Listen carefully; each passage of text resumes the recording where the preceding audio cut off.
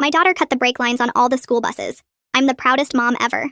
I got called to the police station at 6 a.m. because my 11-year-old Mia had destroyed all 3 district buses with bolt cutters she'd taken from my garage. When I arrived at the station, Mia was sitting in the chief's office with grease under her fingernails from the brake fluid. The principal was there screaming about expulsion and pressing criminal charges while our longtime bus driver, Mr. Wilson, stood by the door shaking his head in disappointment. "I can't believe sweet little Mia would do this," Mr. Wilson said, putting on his concerned grandfather act. "Such a good girl usually. I've driven her since kindergarten, given her candy on her birthday. Now the whole 5th grade misses their mountain field trip because of her vandalism." The depot manager showed photos on his phone of cut brake lines dripping fluid. "This is $200,000 in damages. Someone has to pay for this destruction." "Mia, what did you do?" I asked, feeling sick that my quiet daughter who helps me in my mechanic shop every weekend had done something so destructive. "I stopped Mr. Wilson from killing 30 kids, Mia said, staring straight at him. The room went completely silent. Mr. Wilson laughed, but it sounded nervous and forced. "Kids say the craziest things when they're in trouble. She's obviously making up stories to avoid consequences." "You drink vodka every morning before driving us to school," Mia said clearly. My stomach dropped to the floor while the principal said that was a very serious accusation to make. "I see him filling his thermos from a vodka bottle in his truck," Mia continued. "Every single morning for months. He parks behind the depot thinking nobody can see him, but I walk past there to school. That's something you should have told adults immediately," the chief said sternly. "I told the principal last month. He said I was mistaken, and Mr. Wilson just drank strong coffee." The principal's face went red. "You couldn't have been sure what you saw from that distance. I know what vodka bottles look like. Mom keeps them in the garage to clean engine parts. I help her every weekend." This was true because I'd taught her that trick for degreasing. My hands were shaking thinking about my daughter and son on a bus with a drunk driver every single morning for months. All those mornings I'd waved goodbye as she got on that bus trusting she was safe. I said, "Mia, why didn't you tell me?" She just looked at me and said, "I didn't want to bother you when you're really busy at work," and my heart broke. "She's obviously lying to save herself," Mr. Wilson said, but sweat was dripping down his face now. "I have videos," Mia said, pulling out her phone. "Here's you drinking in your truck yesterday morning. Here's you stumbling to the bus last week. Here's you swerving into oncoming traffic Tuesday with kids screaming in the back." The chief took her phone and his face went pale watching the footage. "Jesus Christ, this is from 3 days ago. He's clearly intoxicated with children on board." I wanted to vomit right there. "These videos don't prove anything," Mr. Wilson said desperately, his voice getting higher. "And there's something else too," Mia said. Everyone stared at her. She showed us the weather alert on her phone from last night. Flash freeze overnight with black ice warnings for all mountain roads. The field trip was still scheduled. Today's route goes straight down Devil's Pass. It has 30-degree grades and turns that kill sober drivers. With black ice everywhere and Mr. Wilson drunk, our bus would go straight off the cliff. My little brother and 29 other kids would die today. "That's pure speculation," the principal said weakly, but he was staring at Mr. Wilson now. "Yesterday I heard Mr. Wilson tell another driver he wasn't canceling for the bad weather because he needed the overtime pay. He said he'd driven drunk in worse conditions and kids bounce anyway." The chief stood up from his desk. "Mr. Wilson, I need you to take a breathalyzer test right now." "This is ridiculous harassment," Wilson said, but he was already backing toward the door. "Now," the chief commanded. Wilson blew 3 times the legal limit at 7 in the morning. When they searched his truck, they found 3 empty vodka bottles under the seat and a half-empty one in the door panel. I felt rage I'd never experienced in my life. This man had been trusted with our children's lives. "You drove my babies drunk every single day for months? I waved to you every morning. 30 years driving without a single accident," Wilson slurred, swaying on his feet now. "You could have killed them," I screamed. "Every morning I put them on your bus trusting you." The depot manager was already on his phone. "The buses need special parts from the manufacturer. They're out for a week minimum. And you're fired immediately, Wilson." Wilson turned on Mia with pure hatred in his bloodshot eyes. "You little brat ruined everything. I needed this job for my bills. You were going to kill us today," Mia said simply. That's when Wilson lunged at my 11-year-old daughter, moving faster than any of us expected from someone that drunk. I threw myself forward without thinking, my shoulder slamming into Wilson's chest as 2 officers grabbed his arms from behind. He was yelling something about his pension and 30 years of service while they wrestled him back against the wall, his face red and spit flying from his mouth. My hands were shaking, so bad I could barely pull Mia behind me, feeling her small fingers grip the back of my jacket. The chief was already barking orders into his radio for backup, while the other officers pinned Wilson's arms behind his back, the handcuffs clicking loud in the suddenly quiet room. Wilson kept struggling and cursing, his breath reeking of alcohol even from 5 feet away, until they finally got him under control and started dragging him toward the door. The chief pointed at 2 officers and told them to take Wilson to holding immediately, then called for more units to come document everything. Within minutes, 2 more cops showed up, and the chief sent them straight out to the parking lot to photograph Wilson's truck before anyone could mess with the evidence. The depot manager was pacing back and forth with his phone pressed to his ear, canceling bus routes and calling drivers to tell them the whole week was shot. A female officer with kind eyes knelt down next to Mia and asked if she was okay, checking her arms and face real gentle to make sure Wilson hadn't hurt her when he lunged. Mia just nodded, completely calm like she'd expected him to blow up like that, while I stood there trying to process that a drunk had just tried to attack my 11-year-old kid in front of a room full of cops. The officer squeezed Mia's shoulder and told her she was very brave, then stood up and gave me a look that said she understood why I was so shaken up. After they'd hauled Wilson away, the chief sat us back down and cleared his throat, saying we still had a serious problem to deal with. He explained that even though Wilson was clearly guilty of drunk driving and endangering kids, Mia had still destroyed $200,000 worth of school property. My stomach felt like it dropped through the floor when he said the prosecutor would have to decide whether to charge her with felony vandalism, and that kind of charge didn't just disappear because she'd been trying to do the right thing. I pulled out my phone with numb fingers and called my son's school, telling the secretary he wouldn't be taking the bus home today or any day this week. Then I texted my assistant at the shop that I was closing for the day due to a family emergency, knowing I'd probably lose money but not caring right then. The principal stood up and straightened his tie, his face all red and angry as he announced he'd be recommending Mia for expulsion regardless of what happened with the criminal charges. He said something about zero tolerance for vandalism and protecting the school's reputation before stomping out of the office, slamming the door so hard the blinds rattled. Everything was falling apart faster than I could keep track of, and I felt like I was drowning in all the consequences hitting us at once. The chief said we needed to give formal statements about everything that happened, and for the next 3 hours we sat in that stuffy room going over every detail again and again. They had me describe exactly when I'd arrived, what I'd seen, what everyone had said, while a detective typed everything into his computer. Mia had to explain again about the videos, about telling the principal, about watching Wilson drink every morning for months.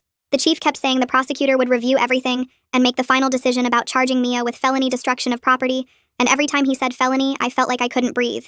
My baby girl could end up with a criminal record that would follow her the rest of her life, all because she'd tried to save 30 kids from dying on an icy mountain road.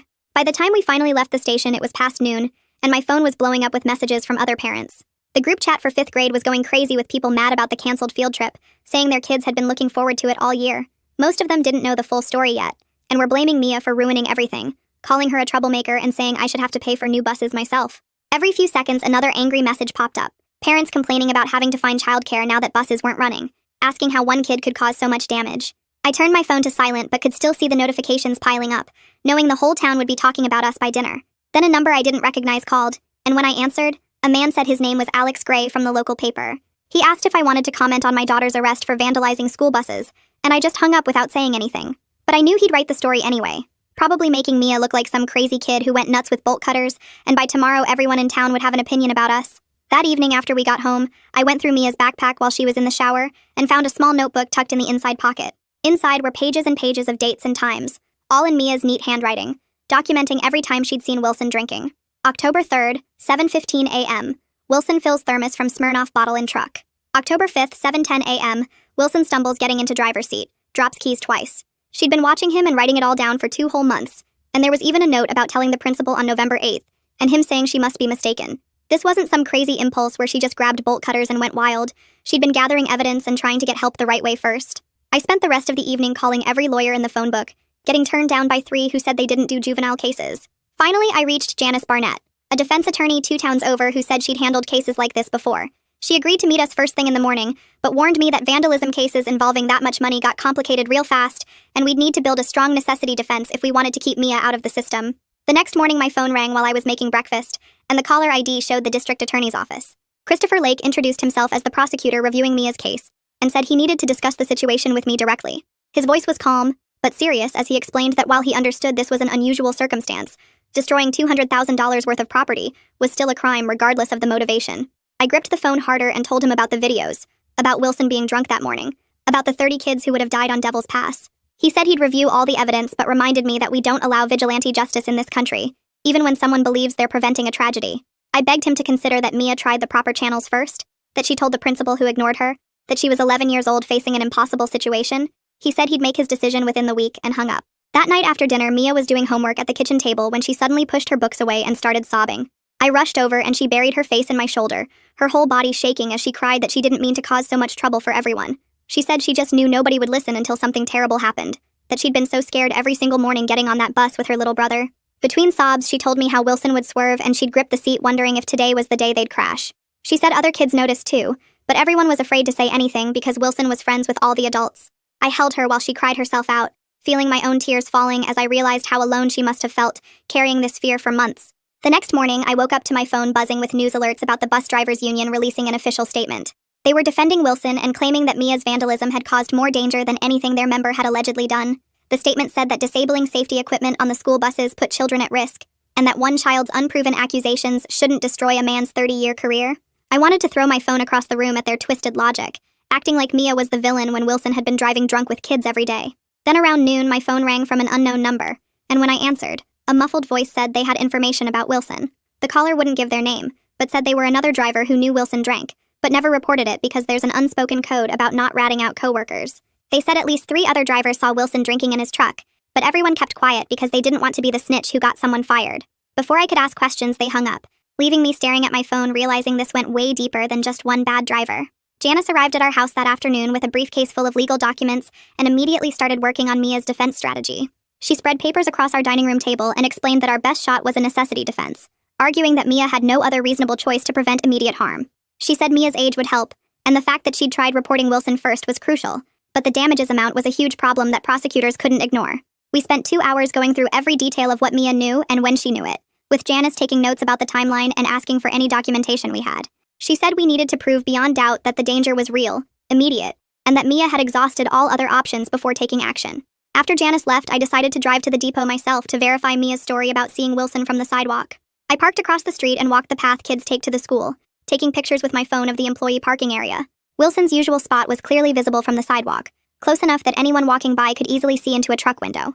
I took photos from different angles showing the principal's claim that Mia couldn't see properly was obviously false. The depot manager came out and told me to leave, but I'd already gotten the evidence we needed. 2 days later, Christopher Lake called again, requesting that all of Mia's phone videos be officially transferred for evidence. We had to go back to the police station where an IT specialist spent the entire afternoon extracting the files from Mia's phone and documenting the chain of custody. The IT person ran some program that analyzed the metadata and confirmed the videos were authentic, not edited or altered in any way.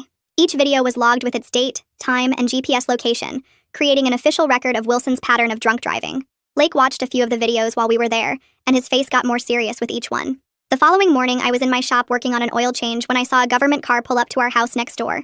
2 women in business suits knocked on our door, and when I ran over, they identified themselves as Child Protective Services investigating a report about child endangerment. Someone had called saying I let Mia have unsupervised access to dangerous tools and equipment that she used to commit a crime. I had to walk them through my shop, explaining how I always supervise when Mia helps me, showing them the locked tool cabinets and safety equipment. They took pictures of everything and asked dozens of questions about our routine, making me feel like a terrible parent even though I'd done nothing wrong. They said they'd need to interview Mia separately at the school and would be back for follow-up visits. That evening, I got a call from the superintendent, Marlene Wagner, about the emergency school board meeting scheduled for the next night. Parents were demanding answers about how a drunk driver stayed employed for months, and the board needed to address the situation publicly. Wagner asked me not to attend, saying our presence would be inflammatory and make things worse for everyone. I told her we had every right to be there since this affected our kids directly, and hung up on her. My phone immediately rang again with another parent calling to cancel their appointment at my shop, the 3rd one that day. They said they didn't want a criminal's mother working on their car, that I'd obviously raised Mia wrong if she thought destroying property was acceptable. Word was spreading fast through our small town, and people were choosing sides, with some seeing Mia as a troublemaker who cost the district hundreds of thousands while others were starting to understand what she prevented. The financial pressure was building fast as more customers disappeared, and I started wondering how we'd pay for Janice's legal fees if my business dried up completely. The chief called me 2 days later with Wilson's official blood test results from that morning, and I nearly dropped the phone when he said .24, 3 times the legal limit at 7 in the morning. He told me in 30 years of police work he'd never seen someone that drunk that early who was still standing, let alone about to drive 30 kids down a mountain. The test was done at the hospital with proper chain of custody, so there was no way Wilson's lawyer could challenge it, and the chief said this confirmed everything Mia's videos showed was accurate. I drove straight to Janice's office with the test results, and she immediately filed a discovery request for all the bus depot's maintenance logs going back 2 years. The paralegal at the courthouse knew me from all my trips there for shop permits, and whispered that the depot was already scrambling to find their records since half of them were missing or incomplete. 3 days later, a courier delivered 4 boxes of maintenance logs to Janice's office, and we spent the entire afternoon going through them page by page. My hands started shaking when I realized that over half the safety inspection signatures from the past year were Wilson's, meaning he'd been signing off on brake checks and mechanical inspections while probably drunk. Janice took photos of every single page and said each signature was potentially criminal negligence that could help our case, since the depot should have noticed his handwriting getting worse over time. The next morning, I was buying milk at the grocery store when the principal's secretary approached me near the dairy section and slipped an envelope into my cart before walking away quickly. Inside was a printed email from 5 weeks ago, where the principal had told her to delete Mia's complaint from the computer system and make sure there was no paper trail. She'd kept a printed copy in her personal files at home because she knew it was wrong, and now we had actual proof of the cover-up that Janice said was worth its weight in gold for our defense.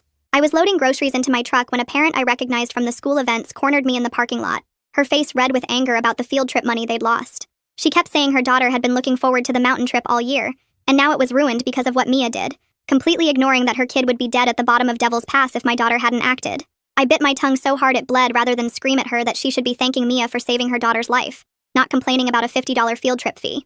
That afternoon, Alex Gray from the local paper published his article online, and for the first time it included the actual facts like the weather warnings showing black ice on all mountain roads and Wilson's blood alcohol level from that morning. The comment section exploded with parents finally understanding what almost happened, and my phone started buzzing with private messages from families saying they supported us, even if they couldn't say it publicly. Christopher Lake called to tell me he'd gotten the bus depot's security footage from the past month through a warrant and wanted me to see it before making his charging decision. I sat in his office watching video after video of the bus swerving across the center line while Wilson stumbled up the steps each morning, and one clip from the previous week had kids screaming in the back as he nearly sideswiped a parked car.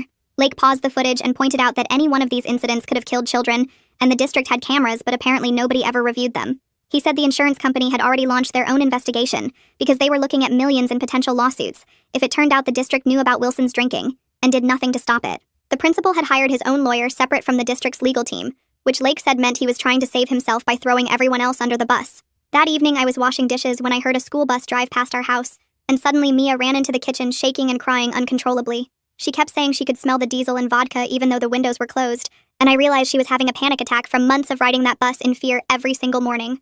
I held her on the kitchen floor for 20 minutes while she sobbed about how scared she'd been and how she'd counted the bottles in Wilson's truck every day, wondering if today would be the day he killed them all. The next morning, Janice filed a motion with the court arguing that Mia had acted under imminent necessity to prevent mass casualties on that field trip. She attached the weather reports showing the black ice warnings, Wilson's blood test results proving he was severely drunk, the principal's email about deleting Mia's complaint, and frame grabs from the bus videos showing near misses. Janice said this was our best shot at avoiding criminal charges because it showed Mia had no other choice after the adults failed to protect the children. 2 weeks later, we sat in the courthouse for Wilson's arraignment and learned from his lawyer that he'd lost his wife to cancer 6 months ago and started drinking to cope with the grief. The lawyer tried to paint him as a victim of circumstances, but the judge wasn't having it, saying that grief doesn't excuse endangering children's lives every single day for months. I felt a tiny bit of sympathy thinking about him losing his wife, but it disappeared when I remembered him lunging at Mia in the police station, and all those mornings he could have killed my children. 3 days after the arraignment, parents started calling me nonstop about Wilson. A mom named Sarah showed me an email she'd sent the principal 3 months ago saying Wilson smelled like alcohol when he helped her kid off the bus. Another parent had filed a written complaint about Wilson swerving into the bike lane while dropping kids off. The principal never responded to any of them. I sat at my kitchen table reading complaint after complaint that parents forwarded to me. One dad had called the district office 6 times about Wilson running red lights with kids on board. The secretary told him she'd pass it along, but nothing ever happened. Another mom had a video from last year of Wilson stumbling at the school pickup line. She'd shown it to the vice principal, who said Wilson just had bad knees from his age. By the end of the week, I had 17 different complaints from parents that the school ignored. Janice said this pattern of negligence would destroy the district in court. The next morning, the district's lawyer called me directly. He offered to pay all our legal fees if we signed papers saying we wouldn't sue the district. He kept saying they wanted to make this right and help Mia through the legal process. Janice listened on speakerphone and wrote notes while he talked. He said the district's insurance company was worried about liability and wanted to settle everything quickly. They'd cover Janice's fees plus any court costs if Mia got charged. Janice mouthed the words, "Take it," while he was still talking. After we hung up, she explained that juvenile defense could cost $20,000 or more. The district was basically admitting fault by offering this deal. We signed the papers that afternoon at Janice's office. That night at dinner, Mia asked if she could speak at the school board meeting coming up. She'd been quiet for days, but now she looked determined. Janice was there going over paperwork and said it was risky because anything Mia said could be used against her in court. But it might also show the board that her motivations were pure, and she was trying to save lives. We spent the next 2 evenings practicing what Mia would say. Janice helped her write it out, and we went over it again and again. "Keep it simple and true," Janice kept saying. "Just tell them why you did it and that you tried to tell adults first." Mia practiced in front of the mirror until she could say it without crying. 2 nights before the meeting, I was closing up the shop when I heard glass breaking. Someone had thrown a brick through my front window with a note tied to it. The note said, "Your daughter is a criminal who cost us thousands in field trip money." I called the police and filed a report, but the officer said without cameras, they probably wouldn't find who did it. I swept up the glass and boarded up the window with plywood from my garage. The next morning, I opened the shop like normal, even though customers could see the damage. 3 regular customers canceled their appointments that week. Meanwhile, the bus drivers union released a statement saying Mia's videos were obviously edited to make Wilson look bad. They demanded an expert review them to prove tampering. Christopher Lake ordered a forensic analyst to examine all the footage. The analyst's report came back 2 days later, and it was worse for Wilson than anyone expected. Not only were the videos completely unaltered, but the analyst found details we'd missed. In one video, Wilson's eyes were closed for 3 full seconds while driving. Another showed him drinking from a flask while kids were boarding. The union went silent after that report came out. While going through district records for Janice, I found something that made me sick. The depot manager had eliminated random drug testing 2 years ago. The budget showed he'd cut it to save $8,000 a year. Federal law required testing for anyone driving kids, but he'd figured nobody would check. Now he was facing his own criminal charges for endangering children. His lawyer was already trying to make a deal with the prosecutor. Christopher Lake called Janice and said he was leaning toward a diversion program for Mia. She'd have to do community service and pay some restitution but wouldn't get a criminal record. He said Mia's age and the clear danger she prevented made formal charges seem wrong. We were scared to hope, but Janice said this was the best possible outcome. That same week, my son started waking up screaming about buses going off cliffs. He wouldn't let me drive anywhere near Devil's Pass on the way to the school. Every morning he asked if Mia was going to jail, and if Wilson would come back to hurt us. I found him hiding under his bed one night because he heard a bus outside. The therapist said the whole family was dealing with trauma from learning how close they'd come to dying. My son had ridden that bus every day thinking he was safe. The night of the school board meeting, the auditorium was packed with angry parents. They'd all heard different pieces of the story, but nobody knew everything. The board president called the meeting to order and said they'd address the Wilson situation first. They dimmed the lights and started playing Mia's videos on the huge screen at the front. Parents gasped when they saw Wilson stumbling up the bus steps. A mom in front of me started crying when the video showed him swerving while kids screamed in the back. Another video showed him running a stop sign with the bus full of elementary schoolers. By the time they'd played all 12 videos, the whole room was dead silent. Parents were grabbing their kids' hands and several were crying. The board president asked if anyone wanted to speak and Mia stood up. She walked to the microphone at the front, even though her hands were shaking. She pulled out her paper and started reading in a clear voice. She said she'd told the principal about Wilson drinking, but he didn't believe her. She said she knew cutting brake lines was wrong, but the field trip was that morning, and 30 kids, including her brother, would have died on Devil's Pass. She said she tried to do the right thing first, but nobody listened to an 11-year-old kid. She said she was sorry for the damage and the money it cost, but she wasn't sorry for saving lives. When she finished, half the parents were crying and several started clapping until the board president called for order. The superintendent stood up and walked to the microphone while the board president tried to restore quiet in the room. She cleared her throat and announced the principal was suspended immediately pending a full investigation into his failure to act on safety concerns. The crowd erupted again with parents shouting questions about who knew what and when. She raised her hand for silence and continued that new safety protocols were starting next week, including random drug testing for all drivers and staff with driving responsibilities. The depot manager nodded from his seat in the front row and added they'd already ordered testing kits for immediate implementation. It felt like progress, but way too late for all the mornings our kids had been in danger. 2 days later, Christopher called to say he'd made his decision about charges against Mia. I sat down at my kitchen table with my heart pounding while he explained he was offering a diversion program instead of formal prosecution. 100 hours of community service teaching bike safety to younger kids, plus $5,000 in restitution to the district for the damaged buses. If she completed everything within 6 months, there would be no criminal record at all. Janice was on speakerphone and immediately said we should accept the deal right away before he changed his mind. I asked Mia what she thought, and she nodded, saying she wanted to teach kids about safety anyway. Christopher emailed the paperwork that afternoon and we signed everything before dinner. The next morning, I was loading supplies into my truck at the shop when the principal appeared in the parking lot. His face was red and he started yelling that I'd ruined his 30-year career over a simple misunderstanding. I pulled out my phone and showed him the screenshot of his secretary's email proving he'd ordered Mia's complaint deleted from the system. He went pale and stepped back but kept insisting he'd just been trying to avoid unnecessary drama. I told him 30 dead kids on Devil's Pass would have been a lot more drama than one complaint about a drunk driver. He turned and walked away without another word, and I never saw him again after that. A week passed before Wilson's sister called saying his lawyer wanted to discuss something important. She explained Wilson was finally admitting he had a problem and wanted treatment instead of jail time. They were asking if we'd support a plea deal for probation with mandatory rehab, since it was his first offense. I sat there holding the phone not knowing what to say, because part of me wanted him punished. But I also knew addiction was a disease that needed treatment. Mia overheard and said Wilson needed help more than prison, and maybe getting sober would stop him from hurting anyone else. I told his sister we wouldn't oppose treatment if the court banned him from any job involving children forever.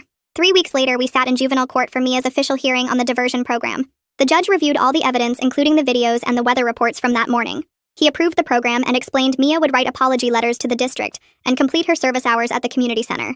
She'd already started planning her first bike safety class with drawings and everything. The judge smiled and said he wished more kids had her courage to speak up when adults failed them. We left the courthouse feeling like we could finally breathe again after weeks of uncertainty. Wilson's hearing happened the following month and he pled guilty to 30 counts of child endangerment. The judge gave him 2 years probation with mandatory rehab at a facility 2 hours away. He lost his commercial license permanently and was banned from any employment involving minors for life. His lawyer said it was better than the 5 years in prison he could have gotten. I watched him shuffle out of court looking 20 years older than when this started. The principal's resignation letter appeared in the paper that same week, saying he was retiring to spend time with family. The district wouldn't press charges for the cover-up, but made it clear his education career was over everywhere.